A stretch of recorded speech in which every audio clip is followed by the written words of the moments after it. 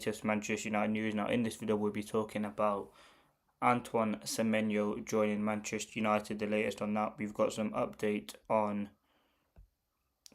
the MAINOO situation and what's going on with his future. We have some talk about UGARTE leaving as well.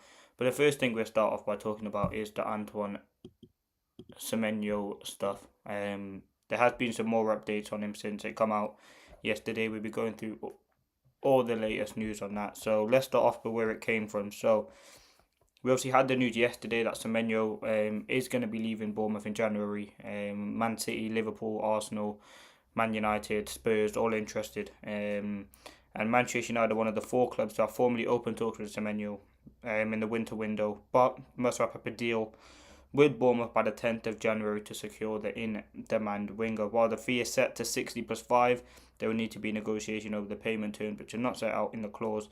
Bournemouth could demand a significant chunk up front to pay for Semenyo's replacement, and it may come down to which of the 4 front runners in the chase are prepared to strike the best deal. So, listen, the Semenyo deal isn't going to be easy. Again, you have 10 days from the January transfer window opens to get that deal done. That's why most of the clubs are starting the pursuit of Semenyo now. Now, we know he's expected to leave. Spurs are interested, but in recent days they're not advancing. United and City have both called for Semenyo. A January move is expected. Liverpool have called. They appreciate the player, but have yet made any contact.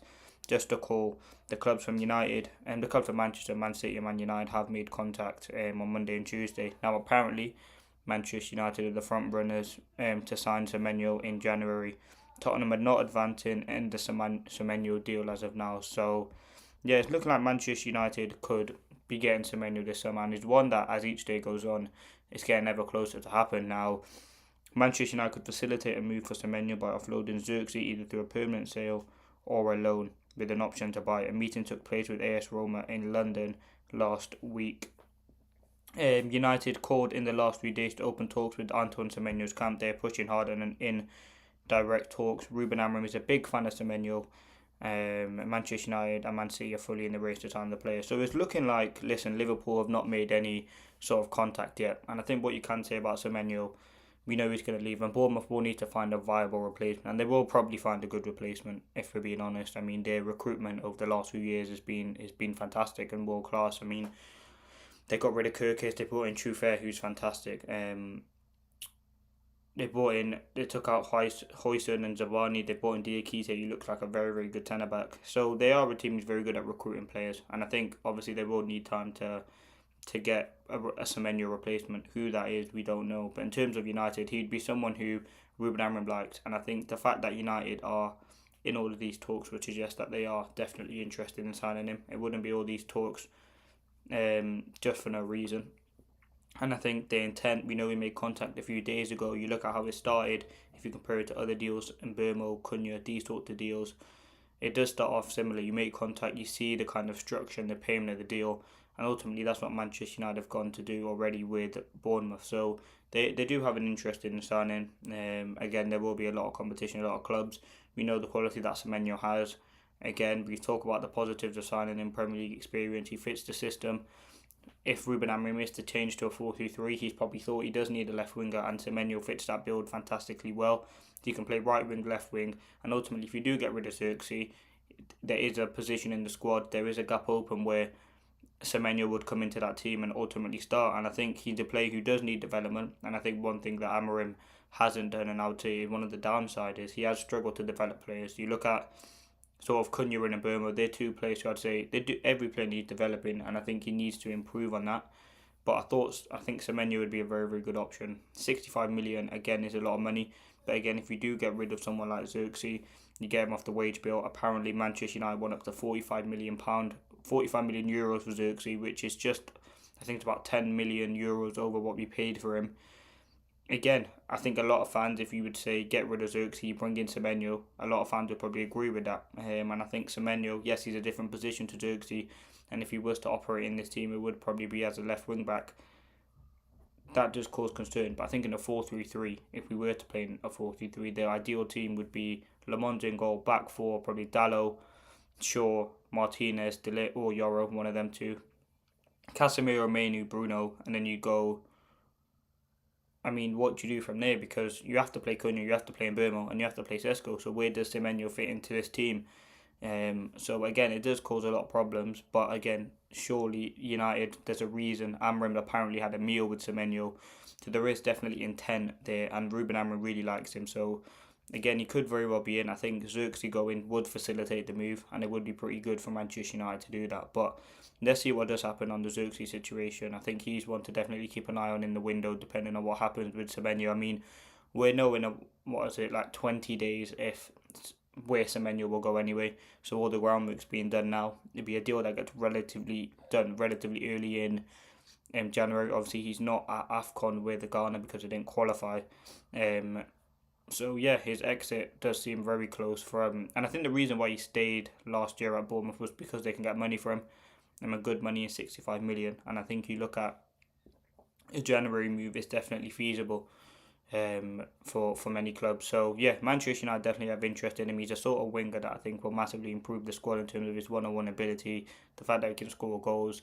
He is a very hard-working player as well. Again, the concern would be if we play him as a wing back, Ahmad, and as I said many times, as a wing back, he'd be very good going forward. I have no question marks about his ability in the final third, creating chances, assist, what Bruno would be able to provide.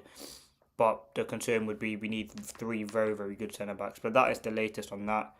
Now, the next thing I want to talk about is MAINOO UGARTE. Galatasaray have held talks with UGARTE's agents and Manchester United. Manchester United have already communicated their asking price, no bid yet, but there is real interest from Galatasaray. So, yeah, I mean, he's definitely someone to kind of look out for. I think he's not got any really minutes this season. We'll see if he starts tomorrow against Aston Villa with Casemiro being out. I mean, I'm assuming he would start. I would want to see MAINOO start, but if it is UGARTE, is another opportunity for him. Again, Amarim, we know he just doesn't see to put UGARTE in favour as of now, and he said, there's reports about saying that he isn't the player that he signed or he saw at Sporting. Now, you look at the games this season, in the last 5 games he's been on the bench 4 times, and against West Ham he played 13 minutes, in which Manchester United ultimately conceded. Now, I think there was a lot of potential when we signed UGARTE. It was that window where we signed UGARTE, Yoro, De Ligt, Mazraoui and Zirkzee. And again, he was one who just didn't really seem to hit the ground running. I don't know whether it was he wasn't first choice. But I think the midfield is in massive need of an upgrade of quality. And again, 10 matches in the Premier League. He started 2 games, 314 minutes played. And I think the 2 of the games that he started, one was when Casemiro was out. I'm trying to think when the other one was. Maybe Brentford, which was when Casemiro was out, and maybe Man City, I think, but I'm not 100% sure. But again, it's obvious that UGARTE isn't in favour, and I think Galatasaray would be a good club for him, and I think Manchester United could get some money for him. I don't think we can get a loan. I think you'd want a permanent deal for someone like UGARTE. So yeah, hopefully that does happen. I think we do need to see, we know he's not in favour, but again, if Casemiro is to get an extension, I think UGARTE leaving would probably make sense, and you do open up that little bit of more money as well.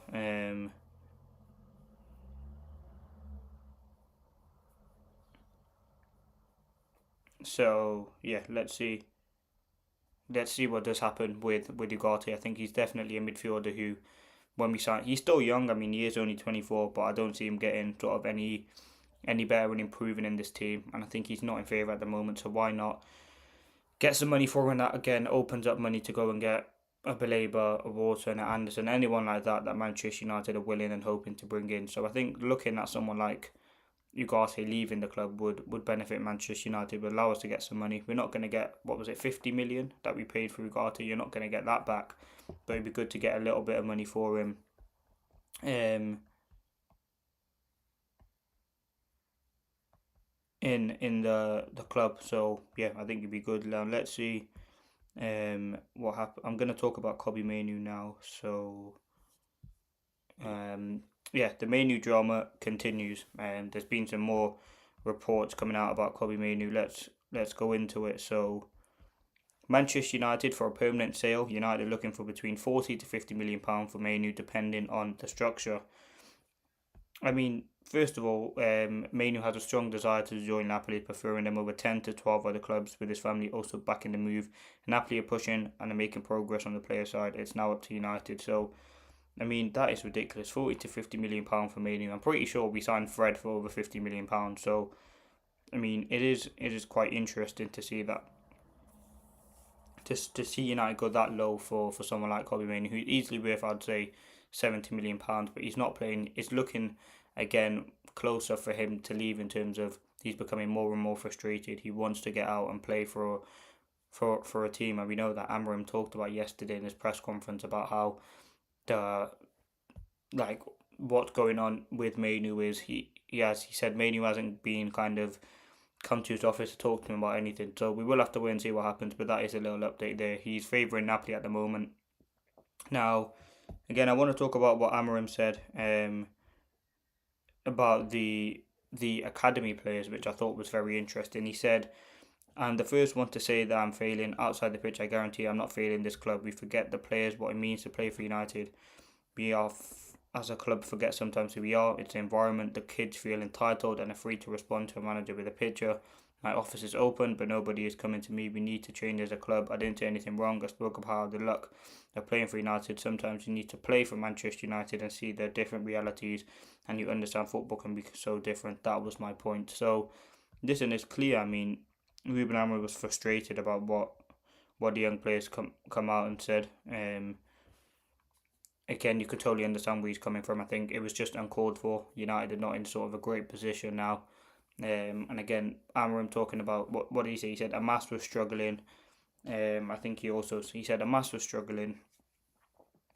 He said Chido Obi Marty isn't playing. So listen, it is quite weird for Amorim to come out and say that, but I think he was just using it as a reference point. I don't think it's anything that makes any sense for Amorim to do that. But again, the kids nowadays, or teenagers nowadays, go to social media as the first point to kind of criticise and out a manager. But yeah, let's see what does happen there. I'll talk about the Aston Villa game now. Listen, Manchester United versus Aston Villa for the last part is a big game tomorrow. I'm excited to see what does happen.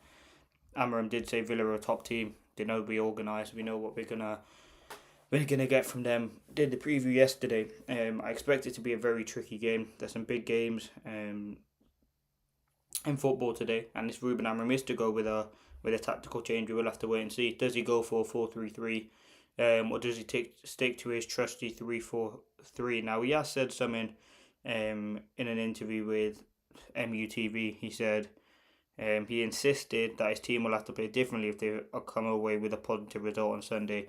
The Reds travel to obviously Aston Villa to play them. Let me just see what he said. Obviously, we're missing the players Ahmad and Burmo Masraoui.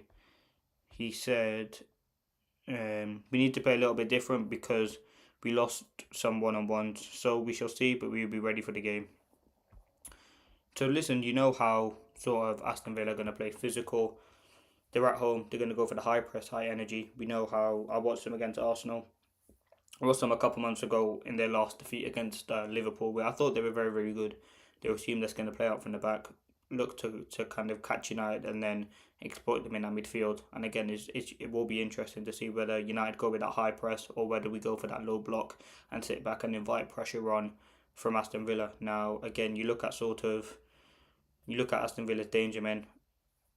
McGinn, someone who's very physical and a hard worker. Morgan Rogers got 2 brilliant goals against West Ham.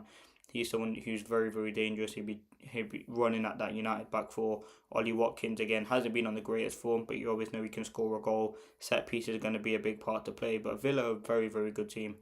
Defensively, very sharp. Matty Cash is on a great bit of form at the minute. Midfield is strong. Amadou Onana was someone who was linked to United before he went to Villa from Everton, £50 million. Tielemans, we know the quality he has in the final third and on the ball and in that midfield. So they have a hard-working team. Kamara in there as well. We know how they're going to play. Obviously, depending on if Emi Martinez is back, but they are a team that loves to play out from the back and invite that high press. I watched them against Arsenal. They did it fantastically well. Arsenal were good at pressing, but they just found ways to get through them. And once you break that first line, they're running at the Arsenal defence, who was quite shaky with Timber and Capri. So, listen, they ain't going to be an easy team to play. They're on a great bit of form. They're unbeaten in 9. I think they're third in the Premier League. Depending how games go later today, we could very well see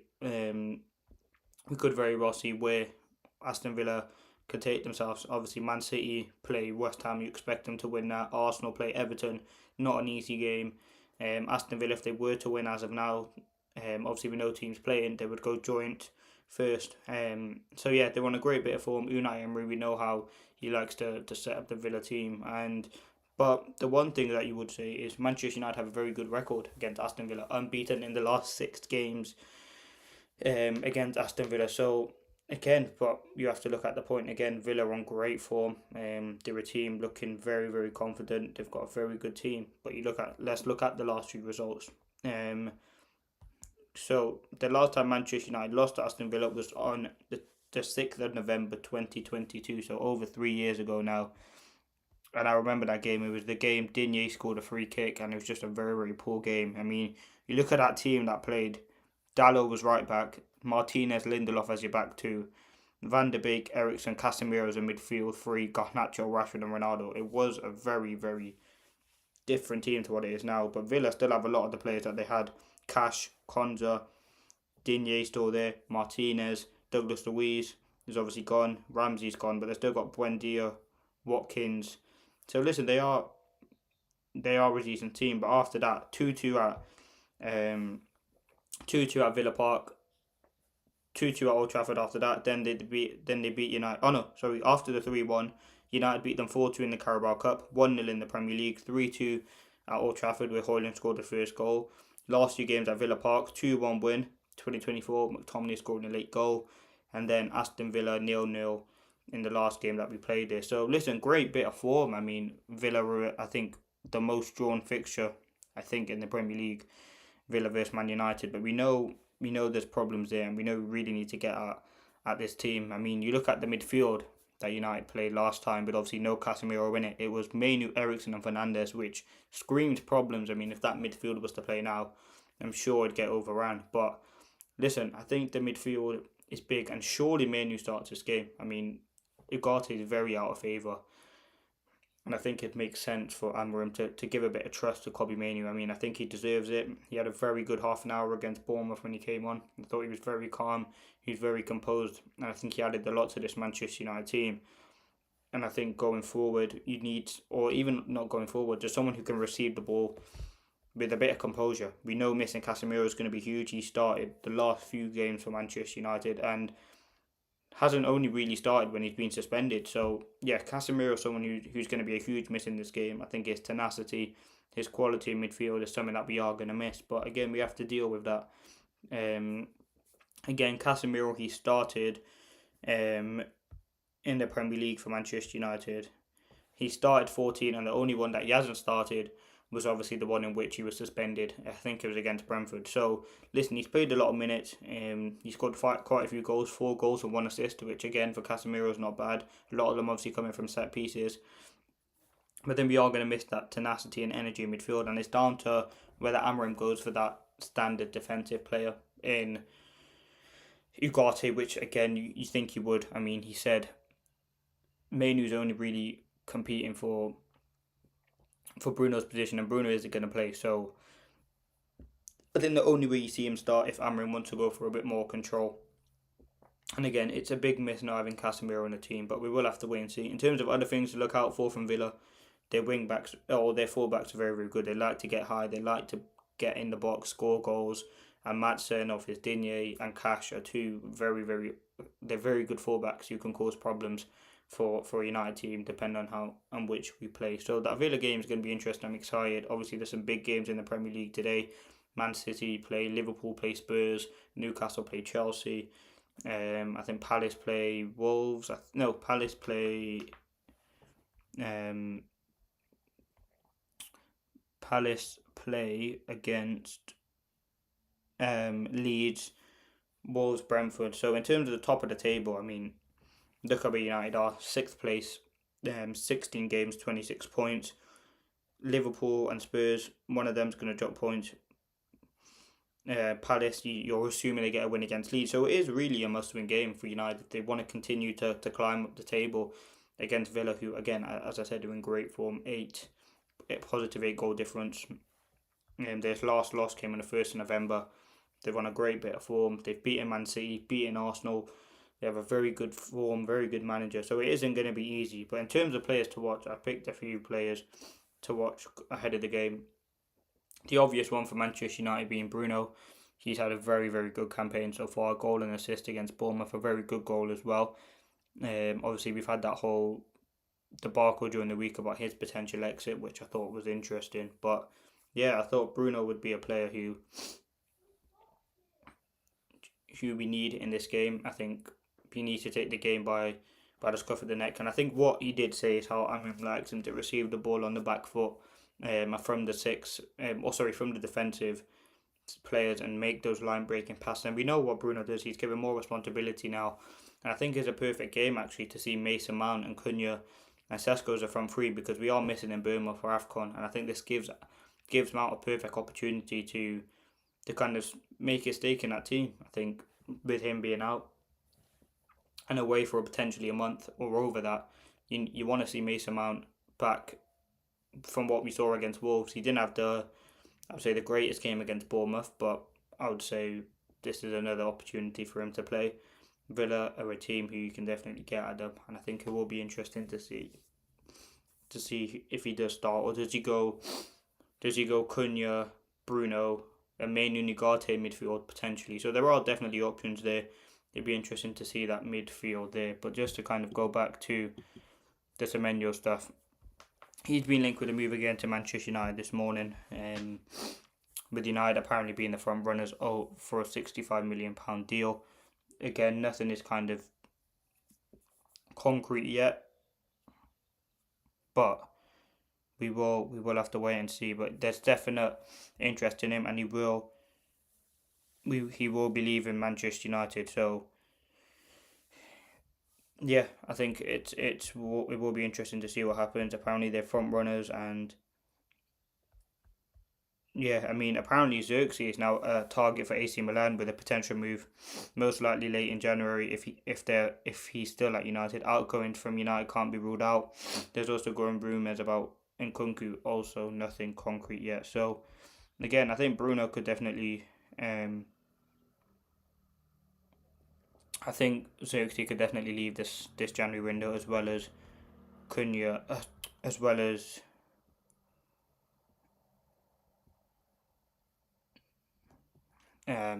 we could see MAINOO leave as well. But let me know your thoughts on all the info that has been talked about. Cunha out, no, Zirkzee out, Semenyo in. What would you think of that? Obviously, there's been some talk about obviously MAINOO and his future, 10 to 12 clubs interested, but he favours Napoli and his family favour that Napoli deal, as well as on obviously UGARTE going to Galatasaray. That could be a good deal for him as well.